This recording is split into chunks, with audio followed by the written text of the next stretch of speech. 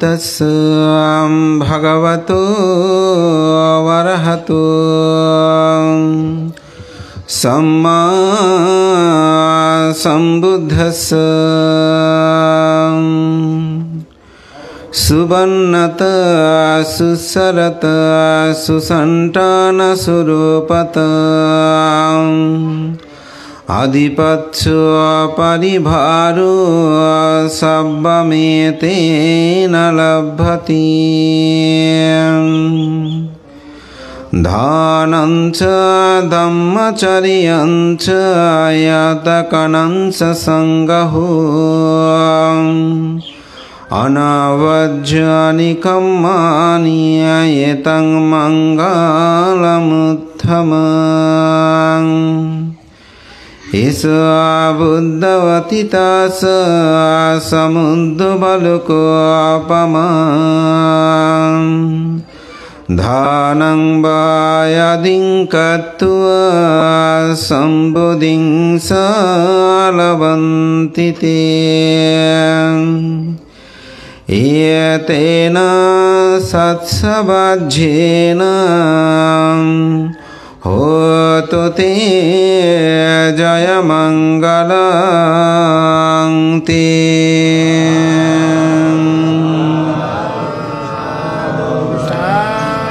ঐতিহ্যঋদ্ধ বহু পুণ্যপুরুষের জন্মতীর্থ সাধনতীর্থ উন্নয়নপুরা গ্রাম।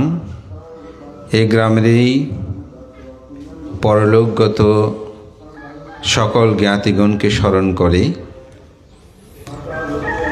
স্বর্গীয় বিপ্রমোহন বড়ুয়া, ডাক্তার অরুণ চন্দ্র বড়ুয়া, অ্যাডভোকেট অতুল চন্দ্র বড়ুয়া, অনিল চন্দ্র বড়ুয়ার পরিবারবর্গ কর্তৃক আয়োজিত আজকের এই মহতি পুণ্যময় বুদ্ধ প্রতিবিম্ব দান ও অষ্টবস্কার সঙ্গদান অনুষ্ঠানের পরমারাধ্য মাননীয় সংঘপ্রধান, যিনি সুদীর্ঘকাল এই গ্রামে মহান পুণ্যপুরুষ পরম শ্রদ্ধেয় বাংলাদেশে বৌদ্ধদের সর্বোচ্চ ধর্মীয় গুরু দ্বাদশ সঙ্গরাজ, আমার পরম কল্যাণ মিত্র হিতৈষী বিশ্ববরণ্য সঙ্গ মনীষা ডক্টর ধর্মসেন মহস্তবের মহোদয়ের স্নেহধন্য শিষ্য, আমার পরম শ্রদ্ধেয় সঙ্গরাজ পূর্ণাচার ভিক্ষু সংসদের সুযোগ্য সাধারণ সম্পাদক সুদেশক ভদন্ত সনসেন মস্তবীর, অত্র উন্নয়নপুরা অঙ্কারাম বিহারের সুযোগ্য বিহার অধ্যক্ষ, বাংলাদেশ সঙ্গরাজ ভিক্ষু মহাসভার দপ্তর সম্পাদক সুদেশক রতনানন্দ স্থবির, বুদ্ধ সেবক প্রমুখ মাননীয় মহান সংঘ, সংঘের প্রতি বিনম্র চিত্তে শ্রদ্ধার্ঘ্য বন্দনা নিবেদন করছি। আপনাদের সকলের প্রতি মঙ্গল চিত্তে পুণ্যদান এবং আজকে সকল জ্ঞাতিগণকে স্মরণ করে যে আয়োজন, সেই পরপারগত জ্ঞাতিগণের পারলৌকিক সদ্গতি কামনায়, ঊর্ধ্বগতি কামনায় পুণ্যদান করছি। মহাকারণিক তথাগত বুদ্ধ 38 প্রকার মঙ্গলের কথা বলেছেন। সে মঙ্গলের মধ্যে বলা হচ্ছে ইয়াতা কানাঞ্চা সাঙ্গাহ। ইয়াতি মানে হচ্ছে জ্ঞাতি।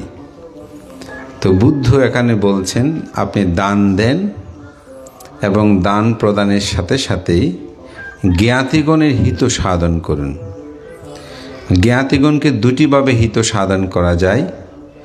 একটা হচ্ছে জীবিত থাকতে আপনি জ্ঞাতিগণের যে কোনো অনুষ্ঠানে যোগদান, আপদ বিপদে কাছে থাকা, তাদের সেবা যত্ন করা, তাদের সুখ দুঃখে পাশে গিয়ে দাঁড়ানো, এটাই কিন্তু জ্ঞাতি ধর্ম।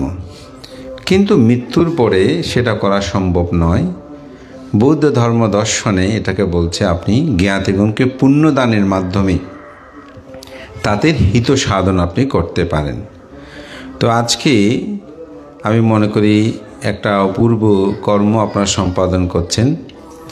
আপনাদের বিশাল হয়তো 100 বা 150 বছরের যেসব পূর্বপুরুষরা প্রয়াত হয়েছেন, তাদের সকলকে একত্রিত করে সবাই একসাথে যে কর্ম, এটা আমি মনে করি বর্তমান সময়ে আমরা সহজে দেখি না, কারণ আমরা একতাবদ্ধ হয়ে সকল কাজ করতে পারি না। তো সেক্ষেত্রে আমি মনে করি যে আজকে যারা এই সুন্দর আয়োজন করেছেন, আপনারা সার্থক একতাবদ্ধভাবে সে জ্ঞাতিগণকে স্মরণ করে এই মহতি পুণ্যময় কর্ম সম্পাদন। রতনসূত্রে বুদ্ধ 3টি চর্যার কথা বলেছেন, লোকাত্যাচারিয়াং, ইয়াতাত্যাচারিয়াং, বুদ্ধাত্যাচারিয়াং। আপনারা জানেন রতনসূত্র নিদান, ওখানে এই কথাটা আপনারা দেখবেন। লোকাত্যাচারিয়াং এটা লোকচর্যা, ব্যাখ্যা দিতে গেলে সময়। আরটা হচ্ছে জ্ঞাতি চর্যা, আরটা হচ্ছে যে বুদ্ধচর্যা। তো ইয়াতি চর্যাটা কি? ইয়াতি চর্যা হচ্ছে জ্ঞাতিগণের সাথে সুসম্পর্ক বজায় রেখে জ্ঞাতির উপকারে নিজেকে নিবেদিত করা, যেটি আমাদের সমাজ গগনে আমরা এখন দিন দিন হারিয়ে ফেলছি। কিন্তু বুদ্ধ হওয়ার পরেও তিনি জ্ঞাতি চর্যা করেছেন, জ্ঞাতিগণের হিত সাধন করেছেন। আমি তার 2টি উদাহরণ বলতে পারি। একটা উদাহরণ হচ্ছে, কেউ যদি প্রব্রজ্যা গ্রহণ করতে যায়, তাহাকে কমপক্ষে 3 মাস সেবক হিসাবে রাখতে হয়। 3 মাসে যদি তার সেবকের গুণপনা যথার্থ হয়, তাহলে তাকে প্রব্রজ্যা দিতে পারে। যদি সেটা না হয় 6 মাস হতে পারে, ততোধিকও হতে পারে। কিন্তু বুদ্ধ বললেন, যদি শাক্য বংশ থেকে কেউ আসে, তাকে যেন সাথে সাথে প্রব্রজ্যা প্রদান করে। তো আজকে তো বিশ্বে এখন বাংলাদেশে বৈষম্য নিয়ে খুব কথা হয়। তো অনেকে হয়তো এটা প্রশ্ন করতে পারে, এটা কেন? কারণ বুদ্ধ যখন জগতে ধর্ম প্রচার করছিলেন, তখন যে শুধু বুদ্ধ ধর্ম দর্শন ছিল তা না, তখন বিবিধ ধর্ম কিন্তু বিদ্যমান ছিল। যদি কেউ ধর্ম বুদ্ধের শাসনের অহিত করার জন্য ছদ্মবেশ ধারণ করে প্রব্রজ্যা গ্রহণ করে, তাহলে সে ক্ষতির কারণ হতে পারে। তাই বুদ্ধ বলেছিলেন, যে কোনো কেউ যদি প্রব্রজ্যা নিতে চায়, তাহলে তাকে এইভাবে 3 মাস পর্যবেক্ষণ করবে, তার সেবক হিসাবে তিনি থাকবেন। কিন্তু শাক্য বংশদের কেন বলেছেন? কারণ বুদ্ধ বলেছেন, যেহেতু তারা আমার বংশ, আমার প্রতি শ্রদ্ধান্বিত হয়ে তারা আমার কোনরূপ ক্ষতি সাধন করবে না, যার কারণে তোমরা স্বগোত্রীয় স্ববংশ বলে তাদেরকে প্রব্রজ্যা প্রদান করিও। যার কারণে আপনারা যেদিন যখন যে মুহূর্তে শ্রমণ হতে চান, আমরা প্রব্রজ্যা নিতে চান, আমরা বলে হ্যাঁ নিতে পারবেন, কোনো সমস্যা নেই। এটা হচ্ছে জ্ঞাতি চর্যা। আরেকটি হচ্ছে যে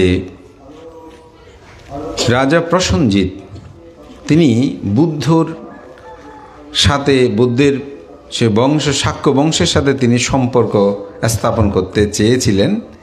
কিন্তু শাক্য বংশ ছিল অত্যন্ত জাতীয় অভিমানী, অহংকারী, যেটা আমরা এখনও বলি আমাদের এই জাতিটা বড় অহংকারী জাতি। কম যে বলছি তারাও সেরকম, এটা আমাদের রক্তের সাথে যেন মিশে আছে, আমাদের মধ্যে অহংবোধটা বেশি কাজ করে।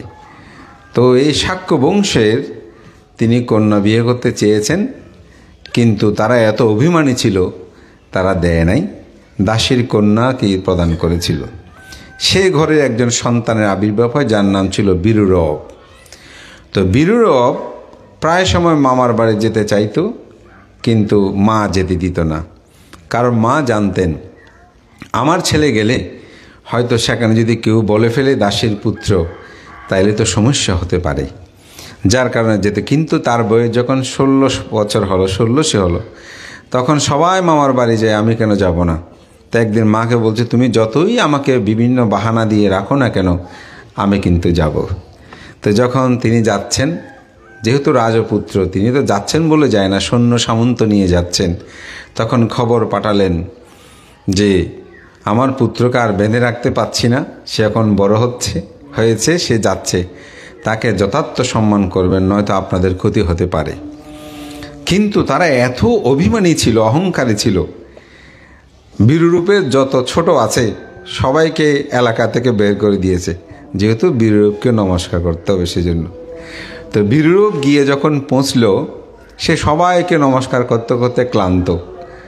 তখন সে বলছে, এখানে কি আমার ছোট কেউ নেই? আমি না সবাইকে শুধু প্রণাম করছি, কেউ তো আমাকে প্রণাম করছে না। তো বলে যে আপনি আসবেন শুনে অনেক একটু ভয়েও দূরে চলে গেছে। যাই হোক, তাকে যথার্থ তারা সেবা যত্ন খাদ্য লেও দিল। তিনি ফিরে আসছেন। আসার সময় তার তরবারিটা রেখে এসেছে, করে না কাজ করতে। বলে দাসীর পুত্র একটা এসে আমার কাজ বাড়িয়ে দিল, আমাকে এখন দুধ দিয়ে আসন পরিষ্কার করতে হচ্ছে।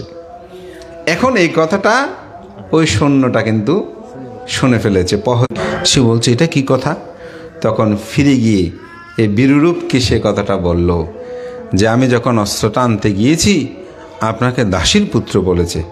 অনুসন্ধান করে পেল আসলে সত্যি সে দাসীর পুত্র। তখন বলছে আমার পিতাকে ঠকিয়েছে শাক্য বংশ, এরা থাকতে পারবে না, এদেরকে আমি হত্যা করব, বিতাড়িত করব। তখন তিনি সৈন্য সামন্ত নিয়ে যাওয়ার জন্য অগ্রসর হলেন। সেদিন মহাকারণিক তথাগত বুদ্ধ তিনি প্রতিদিন যে একটি ধ্যান করেন, এটাকে বলা হয় করুণা সমাপত্তি ধ্যান। আমাদের বিখ্যাত বুদ্ধ পণ্ডিত নারদও তার একটা বিখ্যাত গ্রন্থ আছে, the Buddha and his teaching. এই গ্রন্থের মধ্যে তিনি এই কথাটাকে একটা খুব সুন্দর উপমা দিয়েছেন, যেটা আমি প্রায় সময় বলি। সেখানে তিনি বলছেন একজন বুদ্ধ তার প্রতিদিন ঘুম থেকে উঠে চিন্তা করা উচিত আজকে আমি কার মঙ্গল করব। কথাটা কিন্তু গুরুত্ববহ, কারণ বুদ্ধ প্রতিদিন সকালে চিন্তা করতেন করুণা সমাপত্ত ধ্যান, তিনি দেখতেন আজকে আমি কার উপকার করব। তো সেদিন দেখতে পেল যে তার সে বংশ শাক্য বংশকে নিধন করার জন্য বীররূপ যাচ্ছে। যে পথ দিয়ে যাবেন সেই পথেই বুদ্ধ গেলেন, গিয়ে একটা ডালপালাহীন বৃক্ষ যেখানে ছায়া নেই কিন্তু সেখানে তিনি বসে আছেন। তো আমরা সবাই তো স্বাভাবিক, রাস্তায় যাওয়ার সময় কোনো ভান্তে যদি দাঁড়িয়ে থাকে বসে থাকে, ভান্তে বসে আছেন কেন, বন্দনা করেন। তো স্বাভাবিক বুদ্ধ যেখানে আছেন বীররূপ সৈন্য সামন্ত নিয়ে যখন যাচ্ছে বুদ্ধকে তো বন্দনা করবেন। তো বুদ্ধকে যখন তিনি বন্দনা করতে গেলেন তো দেখছে যে ডালপালাহীন এক বৃক্ষতলে বুদ্ধ বসে আছেন। তো বলছে তথাগত বুদ্ধ আপনি ডালপালাহীন বৃক্ষতলে কেন বসে আছেন? মানুষ তো ছায়ার তলে বসে, কিন্তু ডালপালা নেই সেখানে কেন বসে আছেন? তখন বুদ্ধ বললেন, হে বীররূপ, জ্ঞাতির ছায়া বড় বেশি সুশীতল, অর্থাৎ জ্ঞাতির ছায়া বেশি আনন্দদায়ক সুশীতল। তখন বীররূপ বুঝতে পারল আমি যে শাক্য বংশকে নিধন করতে যাচ্ছি সেজন্যই তিনি আমাকে এই কথা বলেছেন। ফিরে আসলেন। এভাবে একবার নয় 3 বার হয়েছিল। চতুর্থবার বুদ্ধগণের যে কোনো বিষয় 3 বারে একটা সিদ্ধান্ত নেবেন, চতুর্থবার আর কোনো কিছু করেন না। তো চতুর্থবারও দেখছে বীররূপ কিছুদিন শান্ত থাকে, মনে আবার একটু উৎপন্ন হলে যে আমার পিতাকে ঠকিয়েছে, আমাকে দাসীর পুত্র বলেছে, তখন সে আবার আক্রমণ করতে যায়। এভাবে চতুর্থবারে বুদ্ধ আর যায়নি। তখন বীররূপ গিয়ে শাক্য বংশকে নিধন করে সেখানে তাদেরকে আক্রমণ করলে অনেক অসংখ্য জন সেখানে মৃত্যুবরণ করে, আর কিছু পালিয়ে দিক বিদিক ছুটে চলে।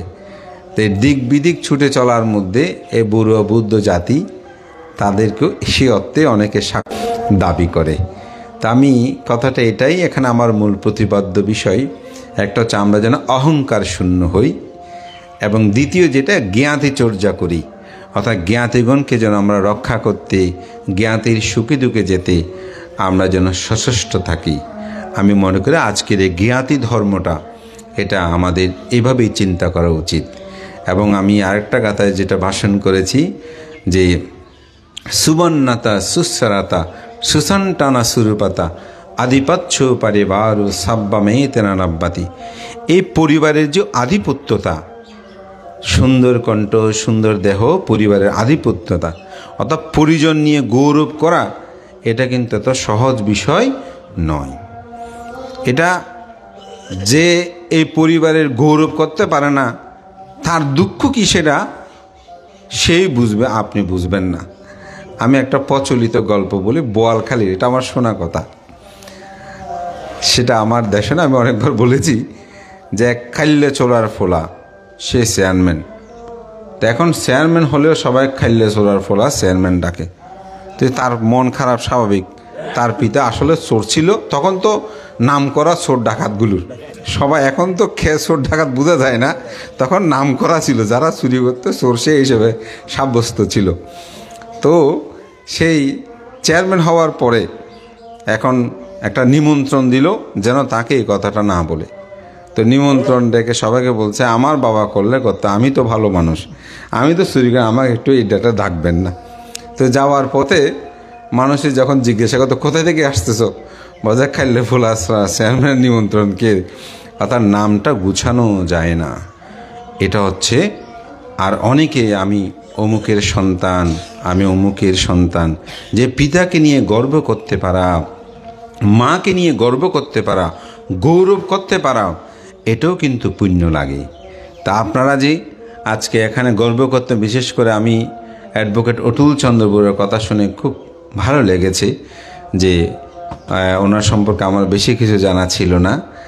তিনি যে আমাদের ধর্মাঙ্কুর সভা, যেটা এই দেশের সদ্ধর্ম বিকাশের অন্যতম একটা পীঠস্থান, আজকে যে বড়ুয়া বুদ্ধ জাতির অস্তিত্ব, এটার মূল ভিত্তিভূমি আমি বলবো সূতিকাগার যদি বলি, এ ধর্মাঙ্কুর সভা, যেটি এই গ্রামেরই পুণ্যপুরুষ সে মহাযোগী কৃপাচরণ মস্তবীরের সেই সাধন পীঠ, বহু পুণ্যপুরুষের।